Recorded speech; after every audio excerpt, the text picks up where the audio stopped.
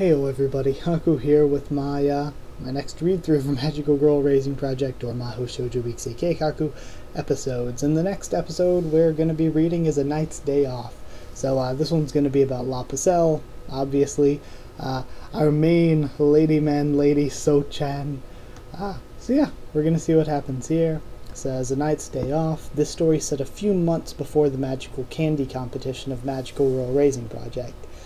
Which makes me think a lot of these Clanberry tests seem like it was just, and a lot of the tests for magical girls in general seems like it's get a bunch of girls together, or, well, get a bunch of people together, usually mostly girls, then give them the test, and whoever's the last one standing is the new magical girl. But with the test we saw in Unmarked, it's really weird, because it's like for months she was making people like magical girls, but they were like fake provisional magical girls, and she was just telling them, hey, you're a magical girl now, and had them working as magical girls. And then she was like, well, in reality it's like, just kidding, you're not real magical girls, you have to pass this test. But she pretty much told them, you're already all magical girls, you just have to survive this game because we need less of you. So the entire test from the beginning was kind of a lie, unless you look back on it. And it really makes you think that, I guess kind of why. I guess she wanted them to build relationships with each other, and that would make the fighting harder and give them experience, so that when Clanberry fought them they would be experienced. But it seems pretty time consuming to spend months making people magical girls just to have them kill each other off for the test.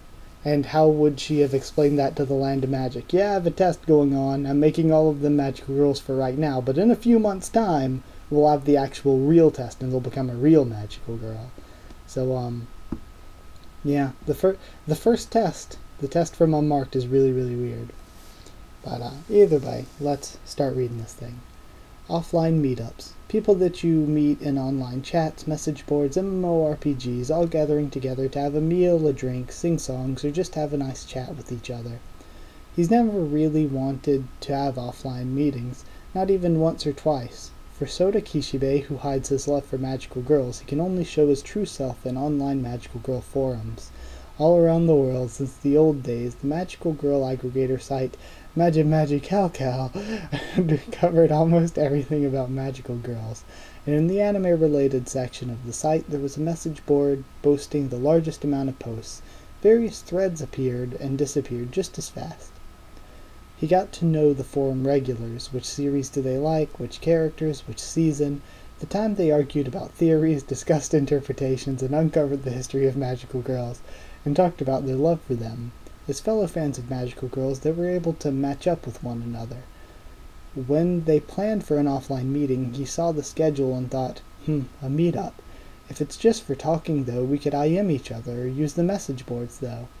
But at the same time, he thought, it might just be fun. I wonder what I can talk about if I go join up with them. Cutie Healer, first series, signed comic, Star Queen Golden PS version. The collectible Hyoko-chan transformation set, which he had an accident with that involving pinching his finger with it. He wanted to boast the rare items that he had, which would be impossible for anyone that didn't have the same tastes and knew the value of these things.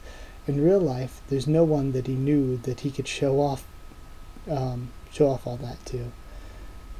Soto was a second-grade middle schooler. He was at the age where he wanted to be cool. He was living in a time where being uncool would be worse than anything. Not to mention, Soto was in the soccer club. Little did he know, being hit by a car is worse. Not to mention, Soto was in the soccer club. He was supposed to be a sportsman, especially because the head of the soccer club would find any opportunity to make fun of the indoor clubs, like saying, why did the science club have a bunch of people wearing glasses? The soccer club right now has recently been dyed in that kind of ambience. Soto was also just going with the flow, but if they ever found out that he liked magical girls, he didn't even want to think about what would happen. There were boys that loved anime, and there were boys that loved manga, but even though there were boys who were otaku like that, not one of them were like Sota, who loved magical girls. If he was into shonen manga, then society would treat him kinder, but magical girls, that's a different story. He was also aware that the world wouldn't look kindly if they thought he was just looking at these anime girls in a sexual sense. For Sota Kishibe, being found out that he loved magical girls was equal to his social life being utterly obliterated. His secret can never be known, ever. That was one reason he couldn't join the offline meetup. Should he join and meet someone should he join and met someone he knew in real life? Huh? Kishibe? What are you doing at a place like this? What kind of gathering is this, anyway? If they asked him that kind of question, if he couldn't misrepresent himself, then the following days he'd probably be better off disappearing from school. There was one more reason. Sota lied about his gender on the website. He put his gender as a girl on the site. He wasn't disgusted, nor did he do it for any perverted desires. Somehow noticing it made him calm down a bit. And he didn't know when, but he started playing the part of a girl and being called One-san, probably because his online handle was Magical Girlish Girl. Yes, Magical Girlish Girl. I'm dying. Poor So-chan. Hold on, though. I'm already seeing where this is going, though. He's going to end up turning into La Pucelle and going to the meetup as La Pucelle. He's heard of and laughed at stories where there were girls online who turned out to be 40-year-old men in real life, but he never thought he'd actually be one of them. So it wouldn't really look very thick-skinned saying, "Yeah, guys, I'm actually a middle school boy," while laughing along and joining the meetup. He'd look like a naive adolescent boy. He was always pretty hidden in real life, and he wasn't careless online. Soda's just killing me here. He wasn't really careless online either. He wouldn't talk about everything there. He was walking along this maniacal path completely solo. Sota had first thought about the social game Magical Girl Raising Project about half a year ago. That was the time he became a genuine magical girl. Magical Girl Raising Project was rumored to be a game that would allow you to become a real magical girl if you played it. Sota originally didn't expect to play a game thinking he'd become a magical girl at all. He wasn't a girl, so even if he got magical powers, it'd be too much trouble if people realized what he looks like. He could easily imagine what would happen if someone saw him cosplaying as Cutie Healer or Star Queen. He'll just enjoy the game as it is, and if he actually became a magical girl in real life, well, in his case, a magical boy, then so be it. Sota will just enjoy the game. The task of making his ideal magical girl for any magical girl fan isn't something that's boring. But he became a magical girl. He actually did it. No, this is bad. I know I like magical girls, but I never said I wanted to be one. Well, that's bad for me, Pone. Male magical girls are rare enough as it is. It's not rare. It's not just rare, there's almost no demand for it. There is demand for it, Pone. No, there isn't. Yes, there is, Pone. No, there is not. Okay, this is getting annoying. Just look in the mirror, Pone. Oh, this is bad. Look, you clearly don't question the existence of magical girls, so what's wrong, Pone? Of course I don't question it. Magical girls are real. Has anyone ever told you that you seem to be the type of person that doesn't listen to others, Pone? Have you even noticed your own voice, Pone? Damn it, Fob. Afterward, he listened to the magical character Fob's dedicated this is very, very funny so far. Dedicated persuasive efforts, looked at the mirror, understood his magical powers, and investigated if he really did turn into a real girl. Sota Kishibe had become the magical girl La Pucelle, and would perform magical girl activities as La Pucelle. When he was in kindergarten, he had a childhood friend that he watched anime with all the time, and had always become fascinated with magical girls.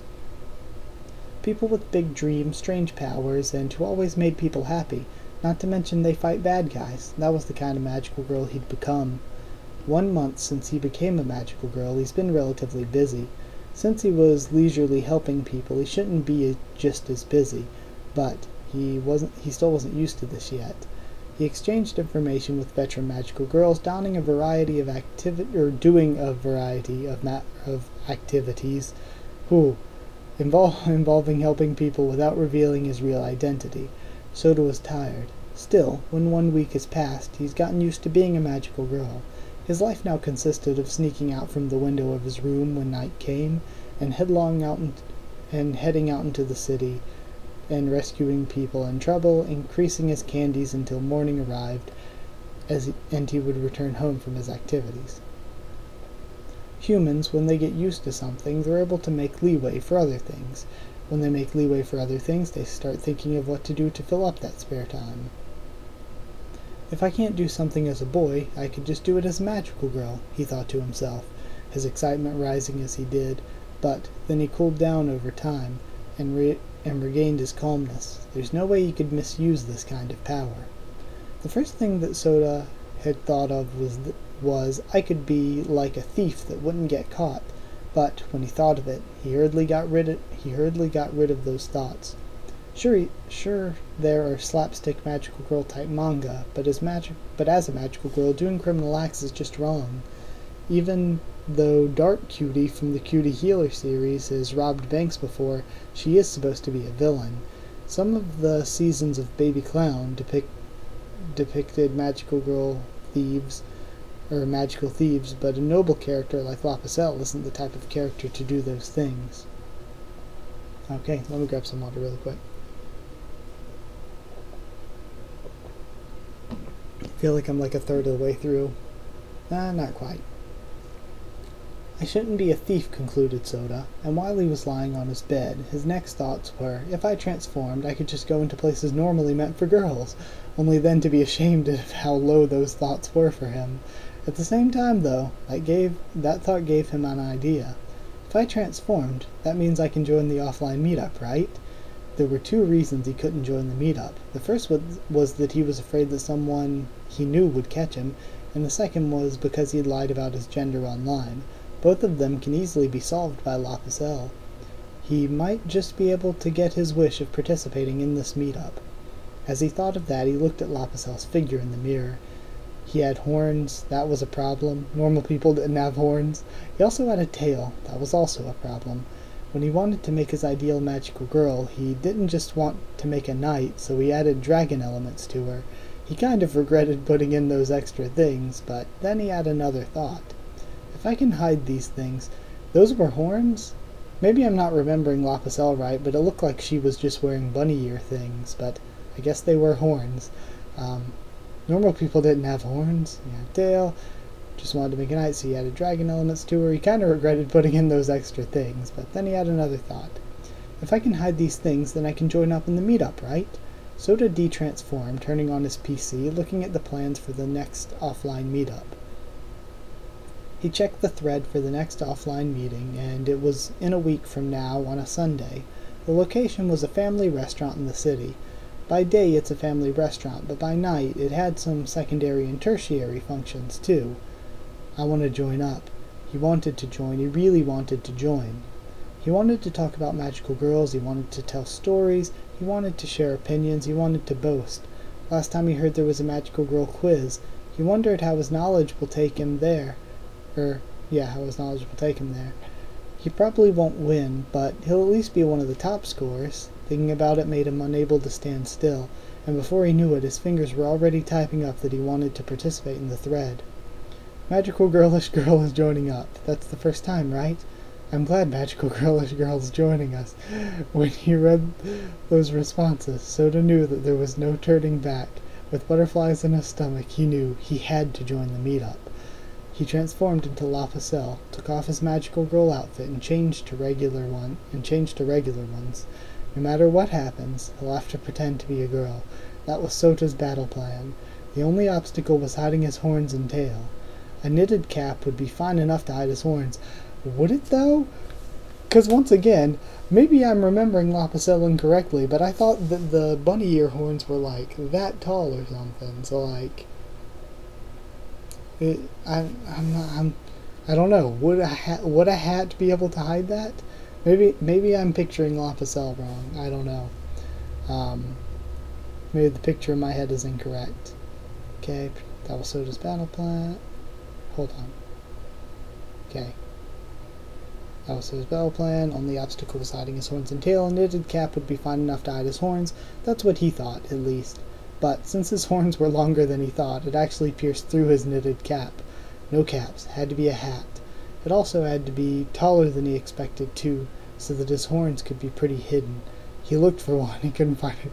A tall hat. Okay.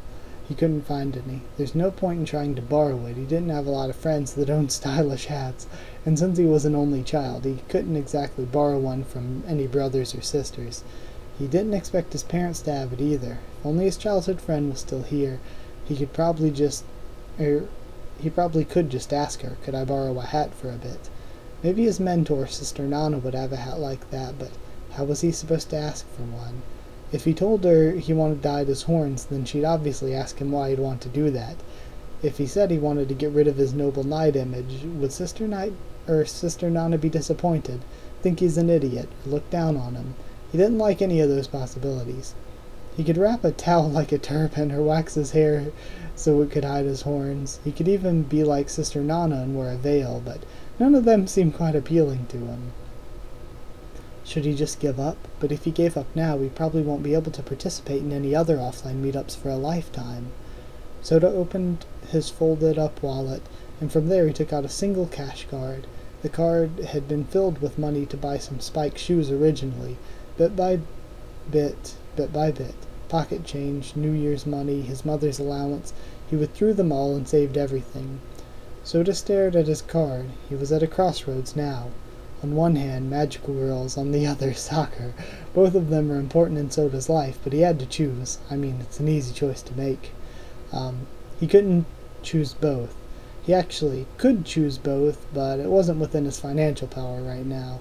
Soda chose magical girls. Soccer was important to him. He still dreams of one day being a pro who plays across Europe, but right now he was already a professional magical girl, so that takes precedent, so it should be fine, probably. 18 tickets to transit from express train to express train. His head spun with all the directions he had to ask the Tokyo Station staff, asking where his next platform is before passing through several locations and finally reaching his destination.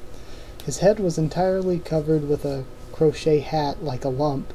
He hid his face entirely, up till the bottom of his eyebrows. He wore a pink full shirt in order to mask his body shape and disguise his tail. With this, he was completely covered. There was one mass retail shop, and everything there was cheap, but it made it look like everything he's wearing was only temporary. He came all the way from his room to Tokyo dressed like this. It shouldn't be so bad, he thought to himself at first, but he's always worn traveling rucksacks and sneakers, usually.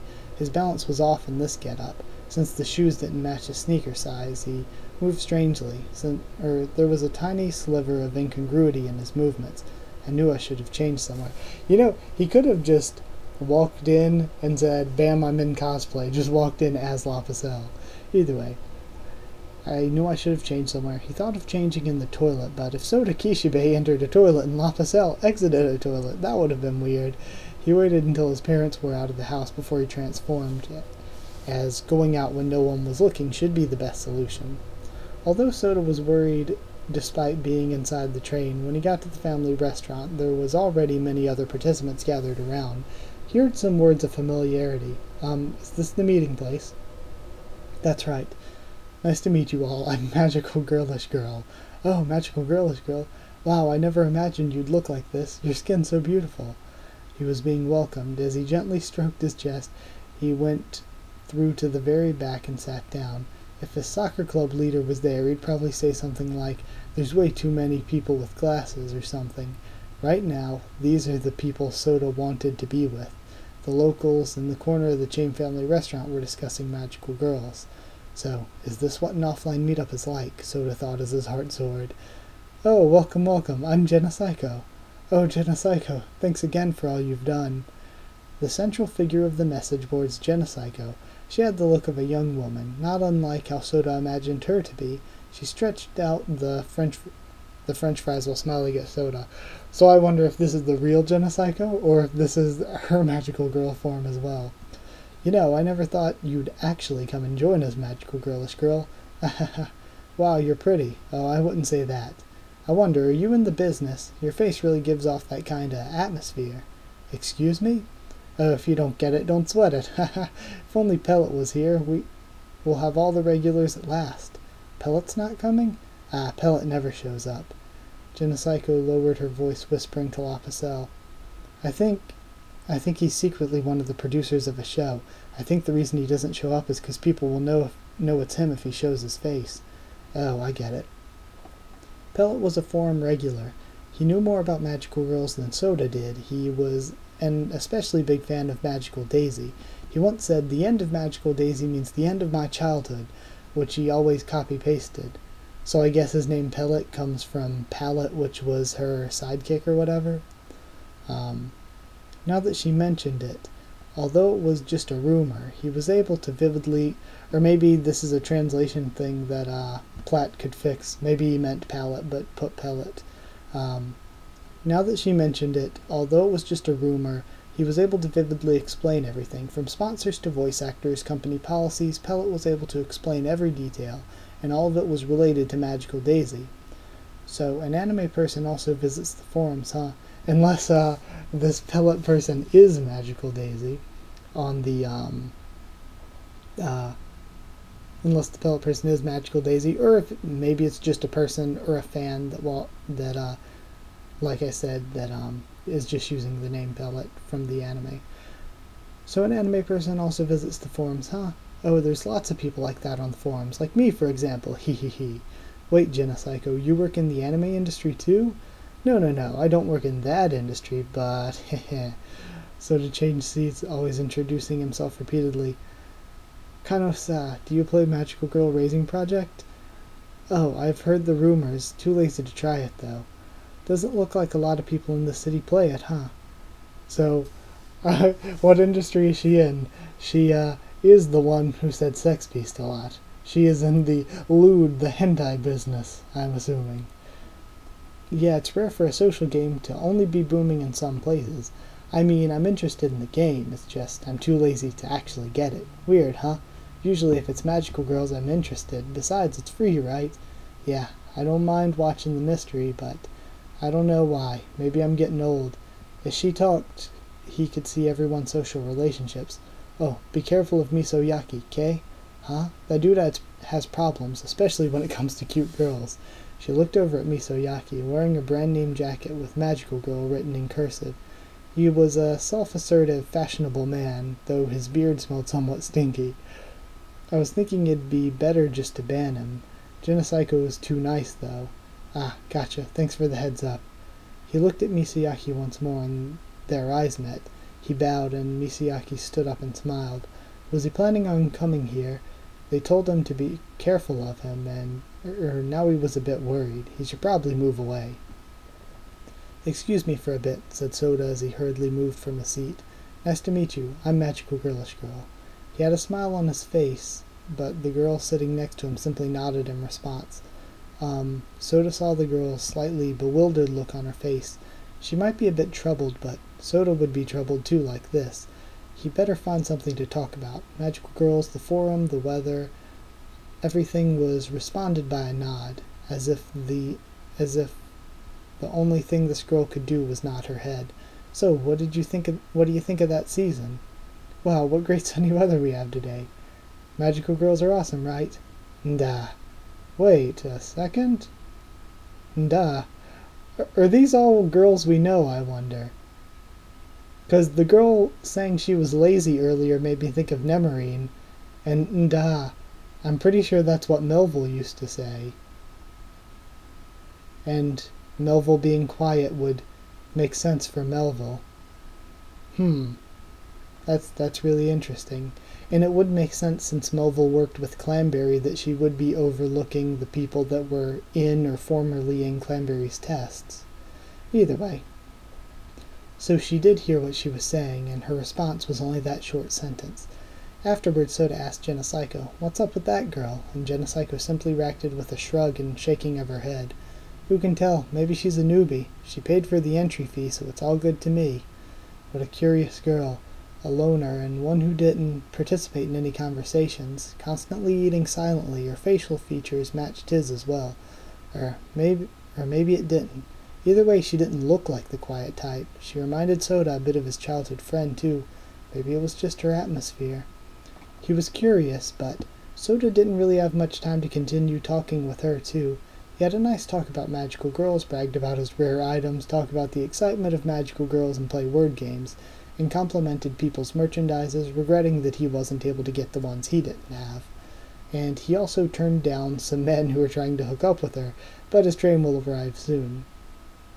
He wanted to talk more, and also wanted to know about the after party and the after party, but if he didn't go home now, his parents would be home before him. If he even came home as La Pucelle and saw them in that form, that would spell big trouble for him. Even if he changed in a toilet, soda coming out of a female toilet, that would spell trouble in a different way. Today was fun. It was fun for me too. Let's chat again in the forums, okay? And I can't wait to see you in the next offline meeting. Yeah, I want to talk about Cutie Healer's new season. When he left, he glanced a look at the silent girl as she looked back toward him. He saw a small smile, as if she was happy. Soda left the restaurant afterward. There were still things he wanted to see, but he just didn't have the time for that. He wanted to go sightseeing in Tokyo again when he had the chance. He took a look at his map, seeing that there was a shortcut through an alley, but as he went in there, something tapped his shoulder as he looked back. "Hey, where you headed?" It was Misayaki. He wasn't like when he was back at the shop. He had large sunglasses on, and probably because of that, his stench is increased. Why? You mean why I'm here? Well, I can't leave a girl going home all by herself, can I? Oh, it's no big deal, really. You don't have to hold back now. He wasn't holding back, but this guy certainly wasn't going to listen. Hey, right before you get back, you want to go see Soda's learning offline meetups with people online. The sketchiness. Hey, before you get back, you want to go sightseeing for a bit. I live in Tokyo, so it's fine, right? His people skills, his attitude, just looking at his face, even a middle schooler like Soda could tell he's had a little too much to drink. But Soda wasn't really in the mood right now. Sorry, I'm late for my train. It's fine. I won't be able to go back otherwise. Going home is boring. That's not the problem. Hey, you're from that restaurant, right? Let's hang out and have dinner. You want French or Italian? He couldn't exactly beat him up, and the guy won't listen if he refused. If he just shook him off, the guy might follow him home, which would be the worst-case scenario. Soda had no experience on how to chase off a persistent stalker before. Because of that, he's never simulated what to do in this kind of situation. His heart was racing. What would a woman do at a time like this? What should he do at a time like this? All he's doing is panicking. What am I supposed to do? Hold up. There was a girl who carried the light of day on her back. She was dressed in a combat suit straight out of a special effects show. Inside her visor, Soda could see a beautiful face. Soda understood this girl's a real magical girl. What makes you think you can corner a girl in an unpopular alley there, citizen? What are you? What's with that outfit? That's who are you to you, sir. I don't care about that. You shouldn't poke your neck where it don't belong. Can't you see she doesn't want to go with you? While Misayaki was talking to the magical girl looked past his shoulder and winked at Soda, basically saying, run while you can. The magical girl in charge of this distraction rescued Soda, who was in distress. Soda thanked the magical girl and ran to the station at full power. That's right, he ran with all his power. Okay. When he arrived at the station, he finally noticed something weird when he went to grab the ticket from his rucksack. Magical girl costumes were custom made. They were able to endure a magical girl's actions, whether they move at sound-breaking speed or whether they burrow deep into the ground. They'd never be torn.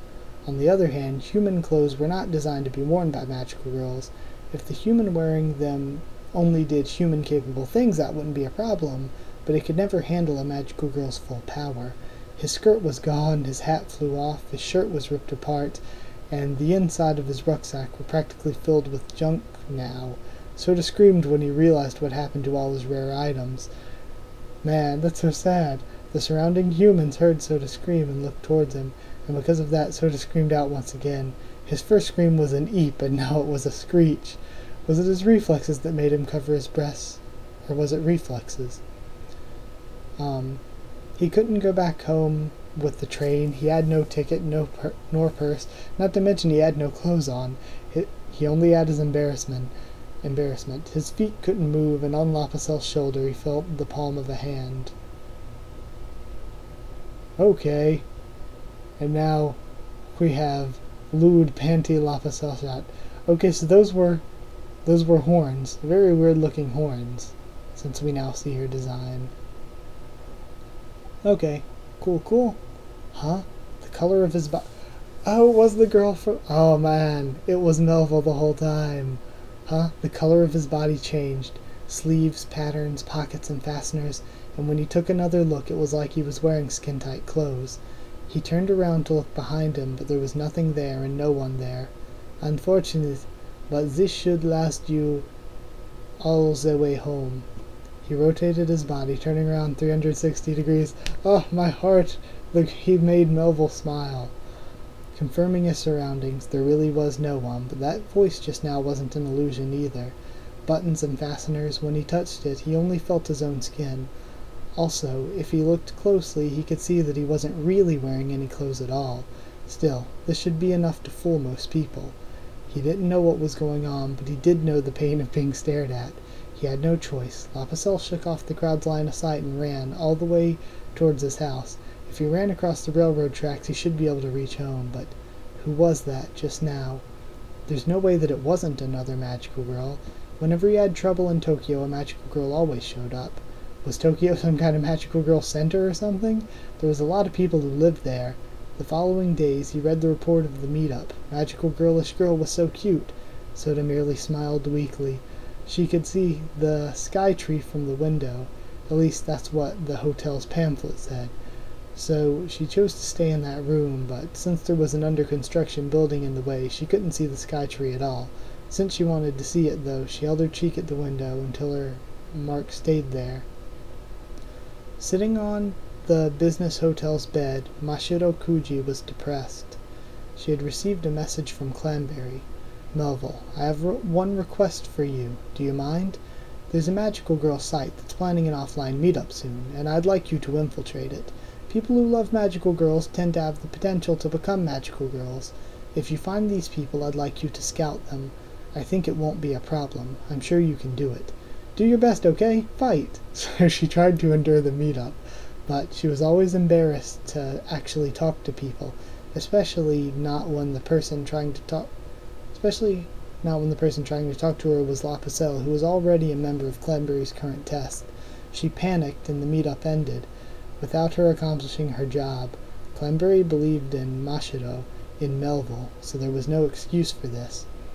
She was curious about Pucelle, who talked to her about a variety of things, but she was saved by Yamanashima Genocycle. Melville missed her timing of being transparent. She ended up saving Pucelle as well, when she had no clothes on. It'd be difficult if Pucelle were stuck there. It would have been an impediment to Clanberry's test. This meant that Melville was actually useful for Clanberry, or she should be. That's what she hoped. Mashiro felt angered. Speaking to people wasn't her specialty, and she was never good with strangers, but she wouldn't be able to grow herself if she didn't face what she wasn't good at. Without fearing her accent, she had to resolve to actually speak to someone today. Ah, that's so sad, and she can't talk to people because she's embarrassed about her accent. That is so sad, but Sota talked to her anyway and made her smile. Ah, the feels. That was a really funny one too, and it was so cool seeing how they were all connected. And I feel like that's how the remainder of the episodes will go. I think we're going to keep seeing connections between the characters that are sad because they don't know how connected they are. So, yeah, that was really, really good. Not much else I can say other than that. It was funny. It made me like Pucelle a whole lot more. And, the Pucelle and Clanberry stuff. My heart. My sadness. So yeah, that is it. Thank you once again. And I love to how Melville just wants to be useful to Clanberry-senpai. So yeah, that's it. If you did like the video, comment down there. Tell me what you thought of this episode, what you thought of my thoughts on it. Subscribe for more Magical Girl Raising Project, much more. Next episode will be Wednesday, of course, and then the next one after that, Saturday again. So follow on Twitter if you want. I can try to keep you updated there on stuff for the channel or talk to you there. And if you want a link to the Discord, just ask and I can give you one. So that's it. Thank you once again for watching, and I'll see you all next time.